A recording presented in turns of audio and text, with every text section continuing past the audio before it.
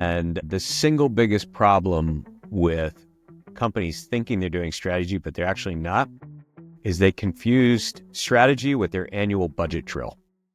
It's October, therefore we must think strategically. And all they do is do their budget for next year, and they use the previous year for a baseline and so on. So if strategy is about facing the future, if strategy is about thinking long-term, not short-term, about the big picture, not the narrow view, and it's about understanding the trend lines, the patterns emerging in your marketplace, and how all these ecosystems connect and affect you, then I would say the time you want to update your strategy is every time the market changes and offers either a threat or an opportunity to you as a company, and then every time you as a company decide to do something new and different. Because that's a hallmark of a real strategy, is there's something new in the mix. Modest improvement from last year's business plan is not a real strategy. Welcome to another episode of From Startup to Wunderbrand with Nicholas Kuhner. So I was going through Dr. John Hillen's Wikipedia page, and I thought the first half an hour of this podcast, let's just go through that. And if we've got any questions, then maybe we can fit that in at the end. No, not going to do that. So we've got the former U.S. Assistant Secretary of State from the Bush administration, award-winning professor and former CEO and board chairman, Dr. John Hillen with us. He's a leader in government, business, the military, and in education. He's written a new book about leadership and strategy called The Strategy Dialogues, which is why we're going to be chatting today. And we can go through a couple of details in your background, but I think the one that stuck out for me most, and I think is most important for our listeners to take away, is that you were a military advisor on the Call of Duty World War II and is featured as character in the game. So that is going to be your long-lasting legacy, Doctor. So welcome. Thank you, Nicholas. Good to be here. Yes, that's the only cool thing about my background is that I helped do one of the greatest video games. Well, that and jumping out of airplanes, I'm sure, is pretty cool. But other than that, yeah. So obviously, graduate from Duke, King's College London, Oxford, Cornell. I mean, the list goes on. But we're not going to relish in that right now. What we're going to be talking about is your book, which is The Strategy Dialogues, a primer on business strategy and strategic management. And don't take my word for it that it's very good. We've got General McMaster, Roger L. Martin, ex-dean of Rotman, and you've got a Sir in there as well, Sir Lawrence Friedman, who say it's quite good as well. So take it from me and those folks that this is a good book. And the title is Strategy Dialogues, and it is quite interesting. It really is a dialogue. You've got actual characters in here talking about real life activities. So maybe let's go into this book and, the typical question, what sort of drove you to write this particular book and in this particular style? Well, Nicholas, strategy is an unnatural act for a lot of executives. In fact, one study I quote in there showed that only 4% of executives naturally interpret their surroundings strategically. They explain the rationale of their decisions strategically. And by that, I mean, they put several pieces together. They say, let's get this done by Friday, because if we get it done by Friday, we'll have this information by the end of the month. If we have this information by the end of the month, we might be able to position here by the end of the quarter. If we position here by the end of the quarter, we might be able to move the whole enterprise there by next year. So they start linking things together. 4% of executives. Most executives answer the question, why does it need to get done by Friday, by saying, because it's due Friday. Okay, so executives, whether they're in small companies or big companies, tend to be rewarded on task achievement and the things that go around that, all of which are really, really important, but are not necessarily thinking strategically. So as a strategy professor, as a strategy practitioner, I saw this phenomenon in the study over and over again. But I also saw that if it's unnatural for people, they can also learn it. It's just a different part of your brain, quite literally a different part of your brain. It's a right brain creative activity as opposed to a left brain information processing analytical activity. All you have to do is know where that muscle is, and all you have to do is know how to activate it, and then you can start thinking strategically and start working into your work. So I tell people you don't need to hire a big, fancy, expensive consulting firm to do your strategic thinking for you. You just need to know how to access it in your own head and with your own team. So how do the dialogues in your book facilitate that? Because, I mean, with your background and the type of education you've had, typically you'd have chapter 1, 2, 3, 4, very step by step with here are the 10 things you need to look at, studies to XYZ. You've done it as a dialogue. Why have you done it as a dialogue, and why does that help people in their strategic thinking? So the short answer is because this is the way people learn, especially difficult concepts that can be a bit up in the clouds, a bit ephemeral, kind of hard to grasp. And they don't always reduce themselves to checklists. Now, strategists use frameworks and tools. We love 2x2 matrices, and we love these kind of graphics that you can put data into and help gain insights from. But you have to know how to use them. You have to know how to use the tools. So that requires a conceptual understanding of what strategy is and how to use it. So in the course of my teaching and in the course of my work being a strategy consultant with companies, I just try to look for, when do the lights go off in people's eyes? When do they really understand that a goal is not a strategy, a mission statement is not a strategy, an aspiration is not a strategy, but they're part of it, but not in and of itself strategies, and how do they all fit together? And I see the lights go off after some discussion. We go back and forth and back and forth. No, yes. Why do you think that way? Well, you should think that way. Have you thought about this way?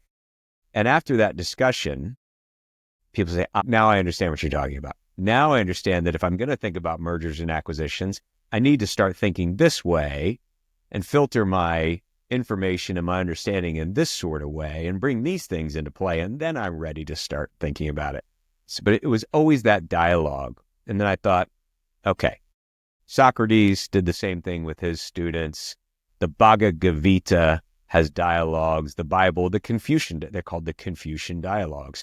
So human beings have always used the back and forth of human interaction and questions and answers to sort through the complexities and arrive at a higher place of understanding, or just to simplify difficult concepts. Well, I like that you've got your different characters who are from different backgrounds and from different industries. And I think what's quite nice here, if one looks at the breakdown of the chapters, is it's, again, different individuals, different industries in a likely scenario that companies are going to find themselves in. And the dialogue then starts bringing out some of the challenges and some of the activities that would happen in this. So you've got looking at the world in a different way, the world around me, understanding ourselves, charting a new path forward. These are quite sort of grand themes that you brought into this book. And it's only 10 chapters, but it's in 29 pages, which is nice. These characters and these experiences that are being shown in this book, are these from your real life experiences? Are these from hypotheticals that you thought this would be a great way of explaining this? Are there any parallels in the real world with these characters and the chapters? Yeah, the dialogues are invented, and the companies in them, which, as you pointed out, are diverse, are invented. I've had all these conversations dozens of times, because these are the conversations that leaders have when they're trying to sort out strategic issues in their strategic future. So for me, it was easy to write the dialogues because, as I said, I've had these conversations so many times. You pointed out the one chapter, the world around me. A lot of people have trouble conceptualizing or understanding their full competitive environment, not identifying direct rivals, but identifying the whole swirl of forces, the ecosystems in and around their competitive environment that ultimately affect them in some way.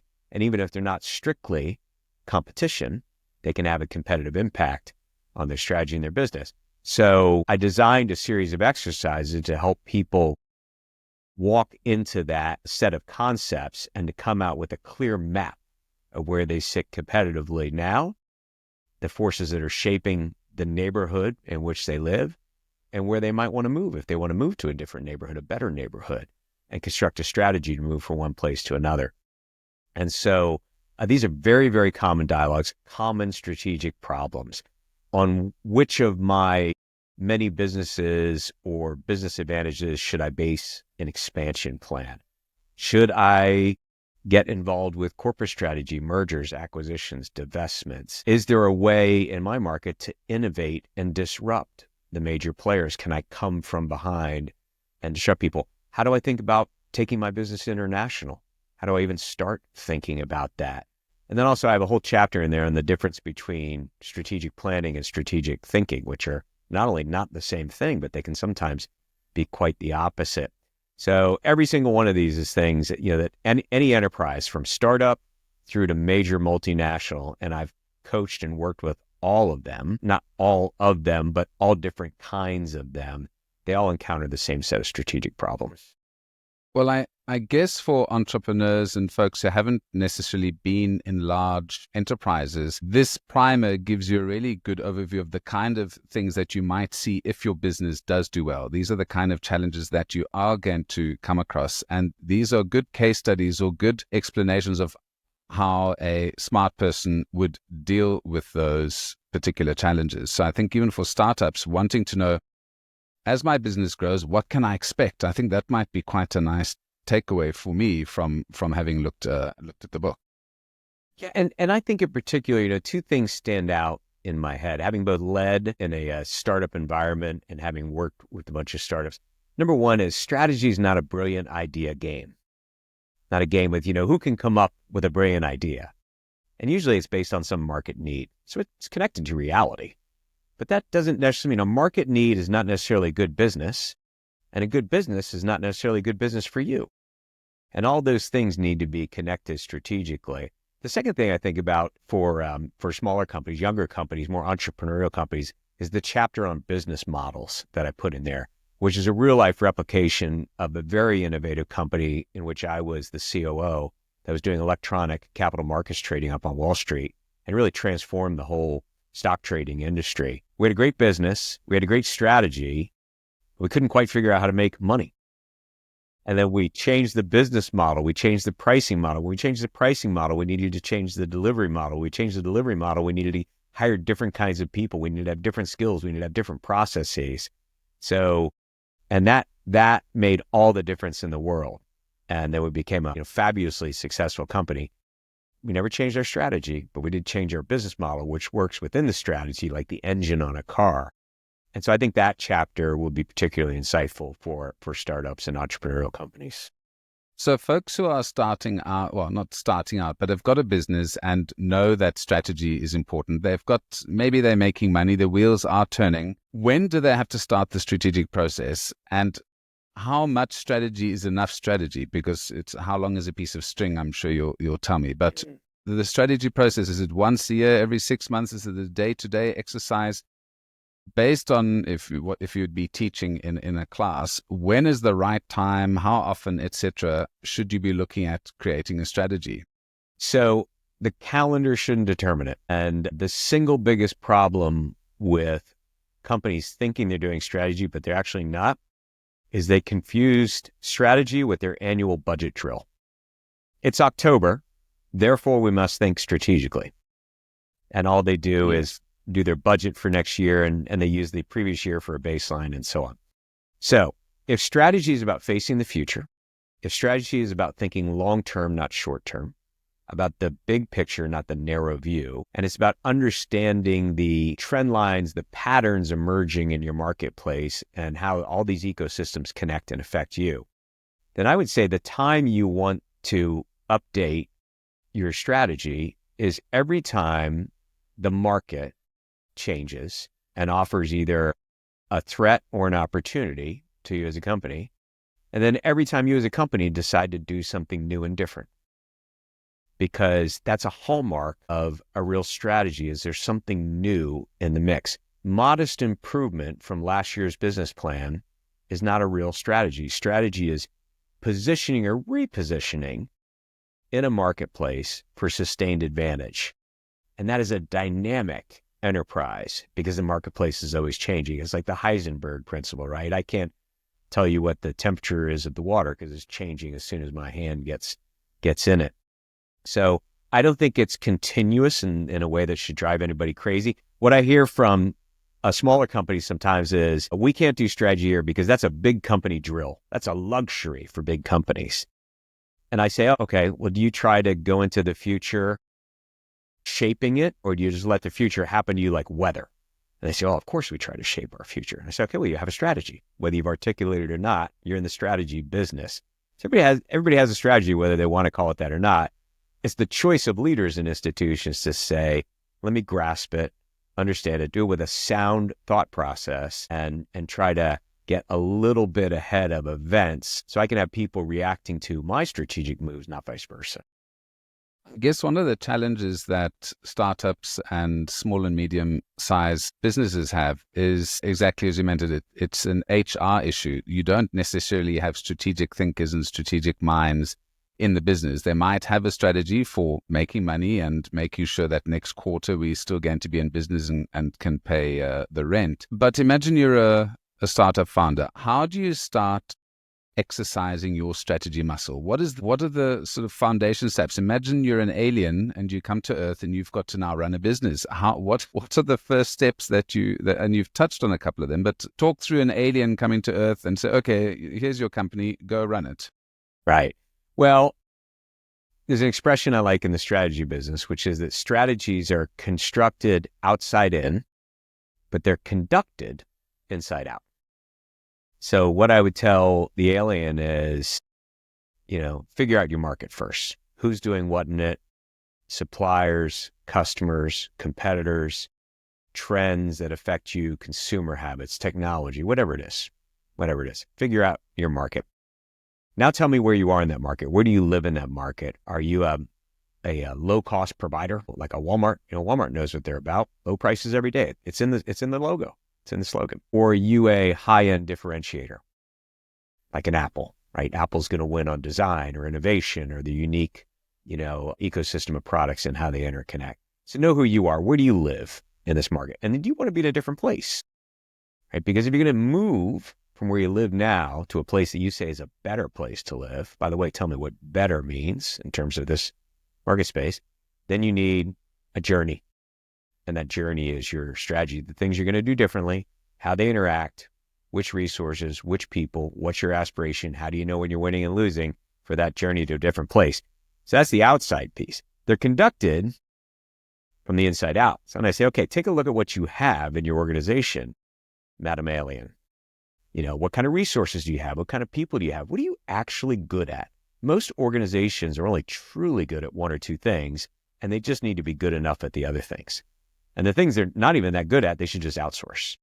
But the best companies focus on a market discipline or characteristic that really defines who they are. I call it in the book, what's the dominant gene in your DNA?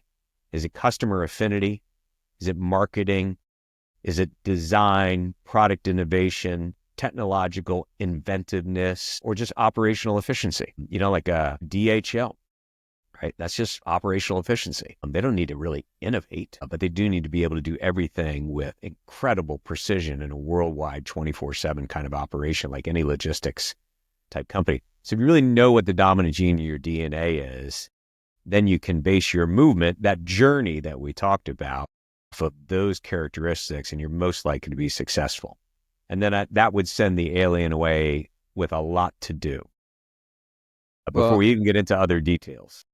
Well, I hope Elon Musk doesn't get to Mars and bring back some aliens. Otherwise, with this knowledge, they're going to take all our jobs and all our businesses. Now, another aspect of strategy is when there are big disruptions in the market, like you mentioned. And boy, have we had a couple of disruptions in the market over the last couple of years. We've got ChatGPT, the tremendous growth of AI-driven businesses. We've got the whole electric car industry plummeted into an abyss if you look at Ford and companies like that.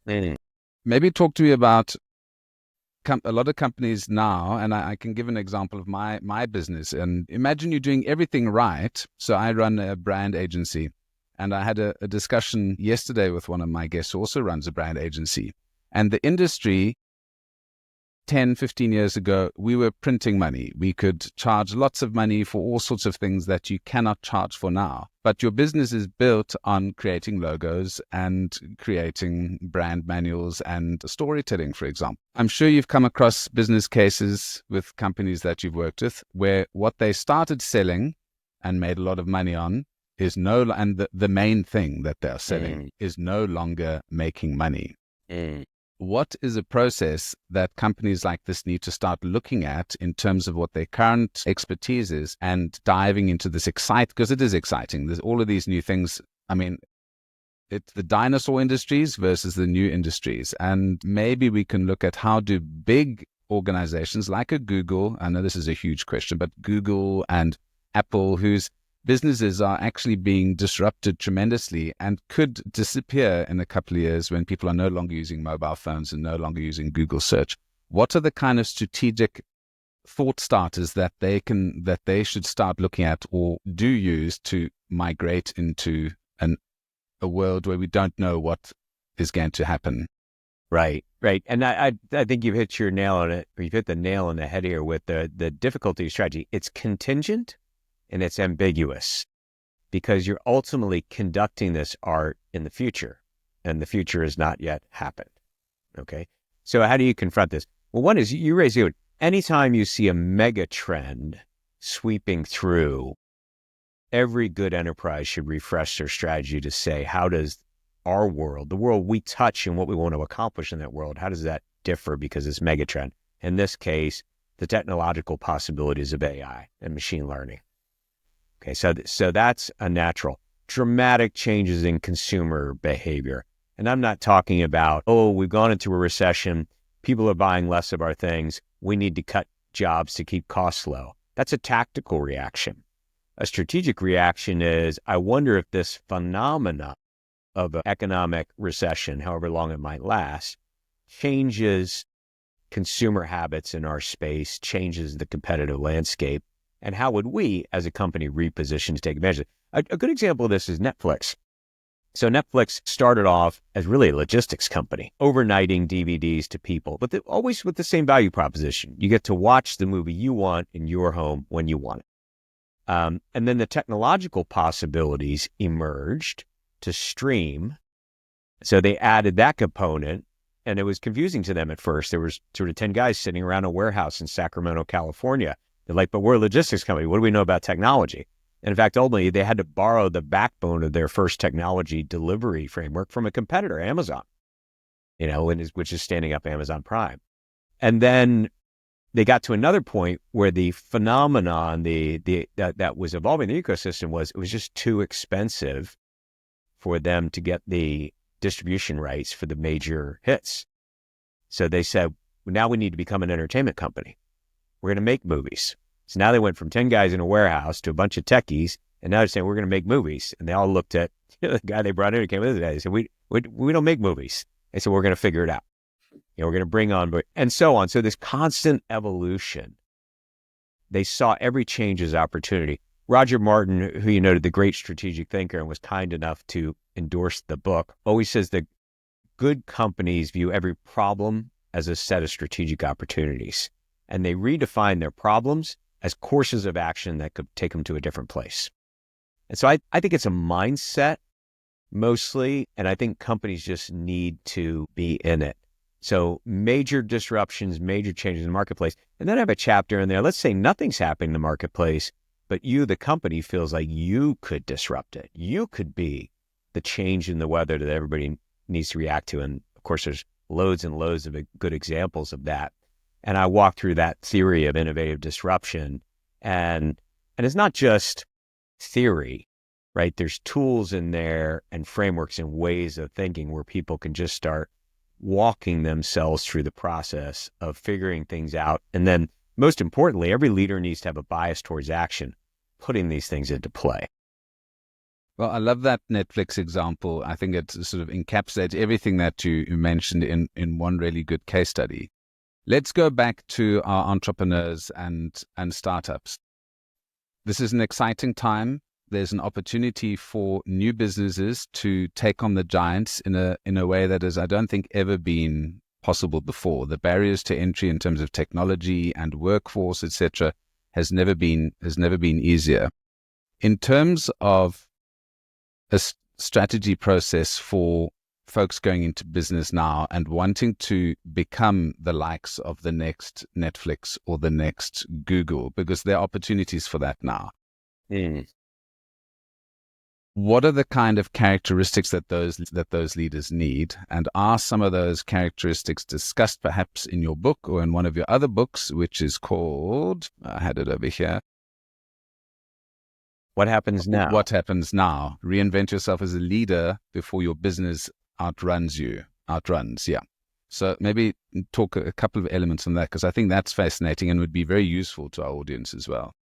Yeah, well, there's a common theme here between the two books, which is that if you're in the leadership business and if you're in the strategic leadership business, you can't keep getting sucked into being the chief project manager in your enterprise or you're part of the enterprise, right? And in what happens now, I talk about the need for if you're an executive or a leader at any level, whether you're leading a 2-person software development team or whether you're leading a whole enterprise, your job as a leader is not simply to accomplish today's tasks and manage the business you are, but to create the business you're not.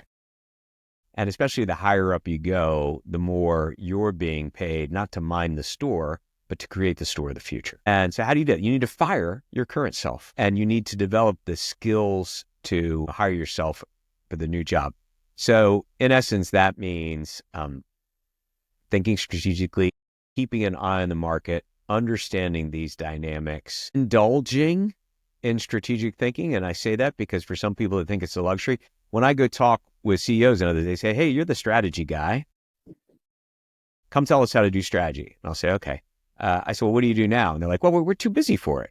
Like we work around here. We can't sit around stroking our chin and thinking big thoughts. And I say, well, that's not really strategy. I'm an action guy, right? I'm the Call of Duty guy. I'm all about action. I'm literally an action hero in a video game, right? So don't tell me this is just a thinking man's, thinking executive's, profession. Here, we know that's a big company drill I talked about. Hey, this is too theoretical. I said, well, let me reduce it. Here's a playbook. It's not just theory. Here's your actual playbook. So I think the ability of executives at every level to carve out some time to say, not just what are we trying to get done right now? And boy, there's a lot of task accomplishment. It's a 24-hour job in a startup, right? Just getting things done. But they have to learn how to take some time and take some people and say, where's this all going? How do we know when we're winning or losing? How do we know we get there? I think this is particularly important, remarked upon sometimes. Part of this is how this is connected to raising capital, bringing on investors, going through cycles of recapitalization return, which I've done in my own business career. I've done IPOs. I've taken public companies private companies public.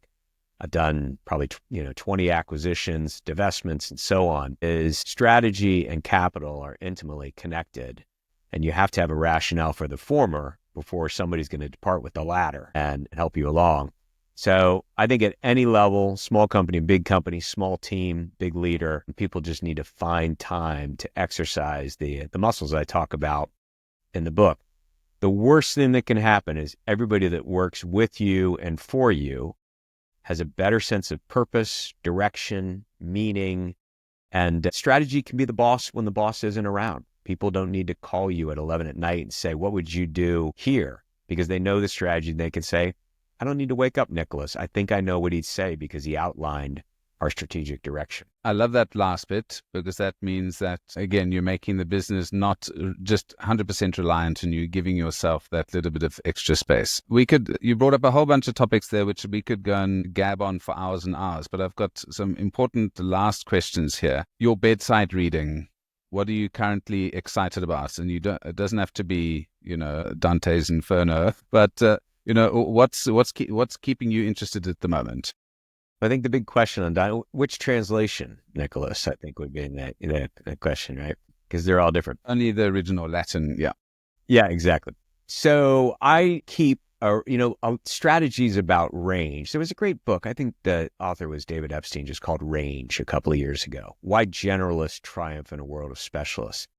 Strategists are by definition, they have range. And they rely on a broad breadth of knowledge, not a deep dive into various disciplines, operations management, accounting, finance, and so on.